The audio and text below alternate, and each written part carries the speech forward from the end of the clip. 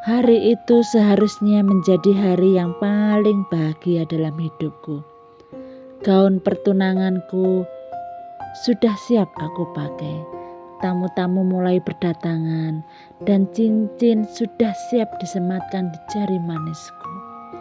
Namun hanya beberapa menit sebelum acara itu dimulai, sebuah telepon mengubah segalanya.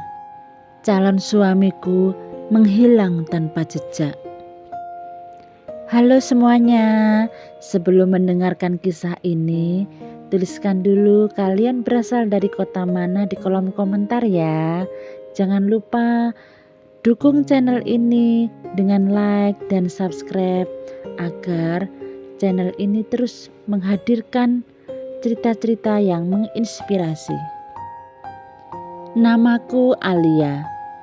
Saat itu usiaku 25 tahun. Setelah 3 tahun menjalin hubungan dengan Dimas, akhirnya kami sepakat untuk bertunangan. Aku benar-benar percaya bahwa Dimas adalah pria yang akan menemaniku sampai tua. Selama ini dia selalu bersikap lembut, perhatian, dan sangat dekat dengan keluargaku. Bahkan kedua orang tuaku sudah menganggapnya seperti anak sendiri. Hari pertunangan pun akhirnya tiba. Sejak pagi rumahku sudah mulai ramai. Tenda-tenda berdiri di halaman. Bunga-bunga segar menghiasi pelaminan sederhana. Dan aroma masakan memenuhi seluruh ruangan. Aku duduk di depan cermin sambil mengenakan gaun krem yang sudah lama kuimpikan. Ibuku tersenyum sambil merapikan kerudungku. Cantik sekali putri ibu. Semoga ini menjadi awal kehidupan yang penuh kebahagiaan, ucapnya. Aku memeluk beliau dengan air mata berkaca-kaca. Tak lama kemudian para tamu mulai berdatangan. Saudara, tetangga memenuhi halaman. Semua orang menunggu kedatangan keluarga Dimas. Namun 1 jam berlalu, mobil keluarga Dimas tak kunjung terlihat. Ayah mencoba menelpon Dimas, tapi tidak aktif. Ibuku mencoba menghubungi ibunya Dimas, juga tidak ada jawaban. Aku mulai merasa tidak tenang. Ma, mungkin mereka terjebak macet ya, kataku sambil mencoba menenangkan diri. Padahal jantungku berdegup semakin kencang. Beberapa menit kemudian ponselku berdering. Nomornya tidak aku kenal. Dengan tangan gemetar aku mengangkat telepon itu. Suara seorang perempuan terdengar dari seberang. Kalau kamu sedang menunggu Dimas, berhentilah menunggu. Dia tidak akan datang, ucapnya. Tubuhku langsung lemas. Siapa kamu? Tanyaku dengan suara bergetar. Perempuan itu tertawa pelan. Aku wanita yang dipilih Dimas. Mulai hari ini lupakan dia, ucapnya. Sambungan telepon langsung terputus. Ponselku terjatuh ke lantai. Aku berdiri mematung. Di luar rumah para tamu masih menunggu. Sementara di dalam hatiku, dunia seolah runtuh dalam sekejap. Tanganku masih gemetar setelah menerima telepon itu.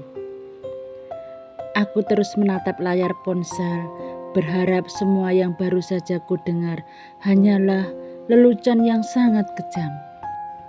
Alia, ada apa? Tanya ibuku yang melihat wajahku tiba-tiba pucat. Aku tidak sanggup menjawabnya. Air mataku mulai mengalir tanpa bisa kutahan. Ayah langsung menghampiriku dan mengambil ponsel dari tanganku. Siapa yang menelpon? Tanya ayahku. Dengan suara terbata-bata aku berkata, tadi Ada perempuan yang bilang Dimas tidak akan datang. Suasana rumah yang semula dipenuhi tawa canda mendadak berubah sunyi. Semua anggota keluarga saling berpandangan.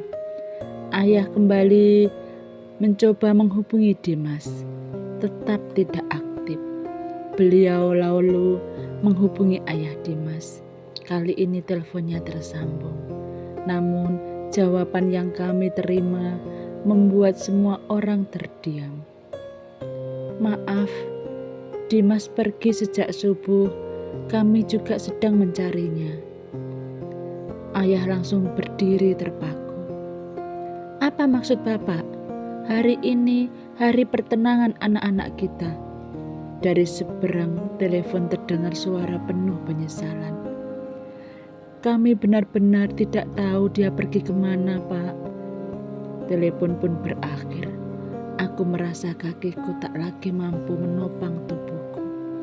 Aku tertunduk di lantai sambil menangis. Di luar rumah tamu-tamu mulai bertanya, kenapa keluarga laki-laki kok belum datang? Acaranya dimulai jam berapa? Bisikan demi bisikan mulai terdengar. Beberapa orang bahkan mulai menatapku dengan rasa iba. Tak lama kemudian, salah satu sahabatku datang tergesa-gesa sambil membawa ponselnya. Alia, kamu harus kuat. Ada apa? Tanyaku lirih. Ia memperlihatkanku sebuah foto yang baru saja dikirim seseorang. Di dalam foto itu, Dimas terlihat sedang berdiri di sebuah bandara. Di sampingnya ada seorang perempuan yang memeluk lengan sambil bahagia. Tangan Dimas terlihat sebuah koper besar. Di bagian bawah foto itu tertulis pesan singkat. Terima kasih sudah melepaskannya untukku. Dadaku terasa sesak. Aku tidak mampu berkata-kata lagi. 3 tahun hubungan kami. Semua janji yang pernah ia ucapkan, semuanya hancur hanya dalam 1 hari. Ibuku memelukku sangat erat sambil ikut menangis. Ayah keluar menemui para tamu dengan wajah penuh rasa malu. Dengan suara bergetar beliau berkata, maafkan kami, acara pertunangan hari ini terpaksa dibatalkan. Suasana langsung menjadi gaduh. Sebagian tamu terkejut, sebagian lagi hanya bisa menghela nafas. Aku mendengar bisikan yang membuat hatiku semakin hancur. Kasihan sekali, sudah siap bertunangan malah ditinggalkan. Harga dirinya pasti hancur. Aku menutup wajahku dengan kedua tanganku. Saat itu aku merasa hidupku telah berakhir. Aku tidak tahu bahwa pengkhianatan Dimas hanyalah awal dari perjalanan panjang yang akan mengubah hidupku selamanya. Malam itu menjadi malam terpanjang dalam hidupku. Setelah semua tamu pulang, rumah yang sejak pagi dipenuhi tawa canda kini berubah sunyi. Dekorasi bunga masih berdiri rapi. Kursi-kursi tamu belum sempat dibereskan. Dan cincin pertunangan yang seharusnya melingkar di jari manisku masih tersimpan di dalam kotak.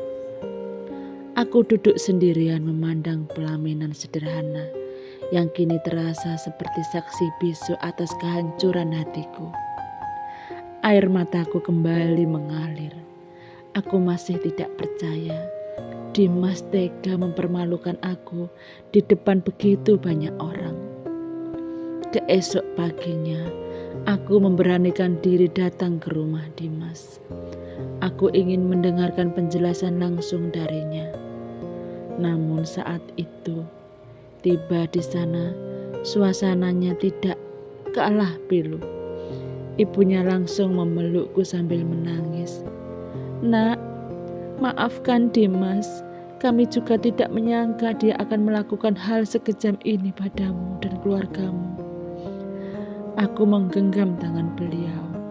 Bu, sebenarnya apa yang terjadi? Dengan suara bergetar beliau berkata, beberapa bulan terakhir ini Dimas sering bertemu dengan mantan kekasihnya. Kami sudah melarangnya, tapi dia tidak mau mendengarkannya. Dadaku kembali sesak. Tapi kenapa dia tetap melamarku kalau masih mencintai orang lain, Bu? Ibunya hanya menundukkan kepalanya. Beliau juga tidak memiliki jawaban. Saat hendak pulang, ayah Dimas menghampiriku sambil menyerahkan sebuah amplop. Alia, ini uang yang sudah kami siapkan untuk acara pertunangan. Anggap saja sebagai bentuk permintaan maaf dari keluarga kami. Aku menggeleng pelan. Maaf Pak, saya tidak datang untuk meminta uang. Aku mengembalikan amplop itu. Yang saya inginkan hanya satu Pak, penjelasan dari Dimas. Namun hingga aku meninggalkan rumah itu, Dimas tetap tidak muncul. 3 hari kemudian ponselku berbunyi. Sebuah pesan masuk dari nomor Dimas. Maafkan aku Alia, aku memilih kembali kepada wanita yang benar-benar kucintai. Semoga kamu menemukan laki-laki yang lebih baik dari aku. Hanya itu, tidak ada penyesalan, tidak ada rasa bersalah. Hanya beberapa kalimat singkat yang menghapus 3 tahun perjuangan kami bersama. Aku menangis sejadi-jadinya, namun setelah air mataku mengering, aku menatap bayanganku di depan cermin. Aku berkata pelan kepada diriku sendiri, kalau dia bisa pergi tanpa menoleh ke belakang, maka aku juga bisa melangkah tanpa harus menangisi masa lalu. Sejak hari itu, aku memutuskan untuk mengubah hidupku. Aku mulai melamar pekerjaan, mengikuti pelatihan, belajar membuka usaha kecil-kecilan. Aku ingin membuktikan bahwa perempuan yang pernah dipermalukan di hari pertunangannya masih mampu bangkit dan meraih masa depan yang lebih baik. 2 tahun berlalu sejak hari yang menghancurkan hidupku hari itu.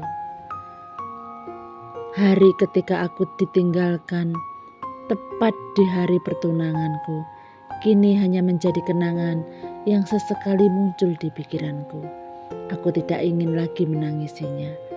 Aku justru bersyukur karena kejadian itu membuatku menjadi pribadi yang lebih kuat. Usaha kecil yang dulu hanya bermula dari sebuah meja teras di depan rumah, kini berkembang pesat. Aku memiliki toko sendiri dan beberapa karyawan yang membantu setiap hariku. Orang-orang yang dulu memandangku dengan rasa iba, kini datang sebagai pelanggan. Banyak yang berkata, Alia, kamu hebat. Setelah apa yang terjadi dulu, kamu bisa bangkit seperti sekarang. Aku hanya tersenyum. Karena mereka tidak pernah tahu berapa banyak air mata yang harus kutumpahkan sebelum akhirnya bisa tersenyum setulus ini. Suatu sore ketika tokoku mulai sepi, seorang pria masuk dengan langkah pelan. Aku mendongak, jantungku sempat berdegup lebih cepat. Pria itu adalah Dimas. Namun Dimas yang berdiri di depanku sekarang sangat berbeda. Wajahnya tampak lebih tua, tubuhnya lebih kurus, dan tatapan matanya tidak lagi penuh percaya diri. Ia berdiri beberapa saat sebelum akhirnya berkata, "Apa kabar Alia?" Aku mengangguk pelan. "Alhamdulillah baik," jawabku. Ia melihat sekeliling tokoku. "Aku dengar usahamu berkembang pesat. Selamat ya." "Terima kasih," ucapku. Suasana kembali hening. Beberapa detik kemudian Dimas menghela nafas panjang. Aku datang bukan untuk mengganggumu. Aku datang hanya ingin meminta maaf. Aku menatapnya tanpa membencinya. Semua kemarahan yang dulu memenuhi hatiku telah lama hilang. Maaf karena aku menghancurkan hari yang paling bahagia dalam hidupmu. Maaf karena aku membuatmu dipermalukan di depan keluarga dan para tamu. Sampai hari ini, rasa bersalah itu tidak pernah hilang.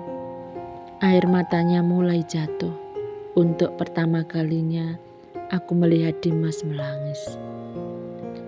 Ia kemudian bercerita bahwa perempuan yang dulu dipilihnya ternyata hanya datang karena kehidupan yang terlihat nyaman.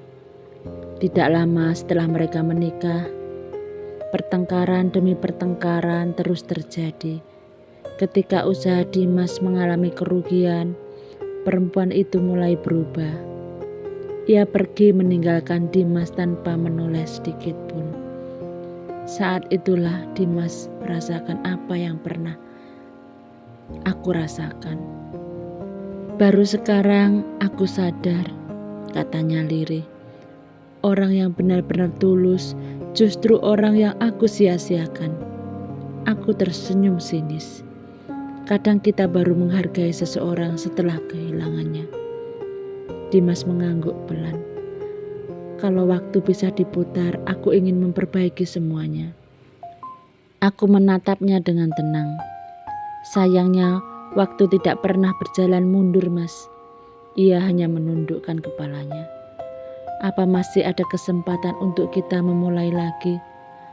Aku terdiam beberapa saat. Bukan karena aku masih mencintainya, tetapi karena aku ingin memilih kata-kata yang tidak menyakitinya. Akhirnya aku berkata, aku sudah memaafkanmu sejak lama, Mas. Tanpa memaafkan, aku tidak akan pernah bisa hidup tenang. Tapi memaafkan bukan berarti mengulang cerita yang sama, mengulang kesalahan yang sama. Hatiku sudah sembuh, hidupku juga sudah bahagia, dan aku tidak ingin kembali ke masa lalu. Dimas mengusap air matanya. Ia tersenyum, meski senyuman itu dipenuhi penyesalan. Terima kasih karena sudah memaafkanku. Ia pun berbalik dan berjalan keluar dari tokoku. Aku memperhatikannya hingga dia menghilang di balik keramaian jalan. Anehnya, tidak ada lagi rasa sakit di dalam hatiku. Yang tersisa hanyalah rasa syukur. Aku akhirnya mengerti, terkadang kegagalan bukanlah akhir dari segalanya. Kadang Tuhan membiarkan seseorang pergi agar kita tidak menghabiskan hidup bersama orang yang salah. Hari ketika aku ditinggalkan tepat di hari pertunanganku memang menjadi hari paling menyakitkan dalam hidupku. Tetapi tanpa hari itu, aku mungkin tidak akan pernah menemukan diriku yang sekarang. Untuk kalian yang sedang merasakan sakit hati, pengkhianatan, ditinggalkan ataupun dipatahkan harapannya, percayalah, air mata hari ini tidak akan bertahan selamanya. Tetaplah bangkit, tetaplah percaya kepada Tuhan, dan tetap berjuang dan jangan menyerah. Karena suatu hari nanti kalian akan tersenyum sambil berkata, untung aku tidak berjodoh dengan orang yang salah. Terima kasih sudah mendengarkan cerita ini sampai akhir. Jika kalian menyukai kisah ini, jangan lupa tuliskan di kolom komentar dari kota mana kalian berasal. Dukung channel ini, jangan lupa like, follow, subscribe. Bagikan cerita ini agar semakin banyak orang yang mendapatkan semangat untuk bangkit. Sampai jumpa di cerita berikutnya.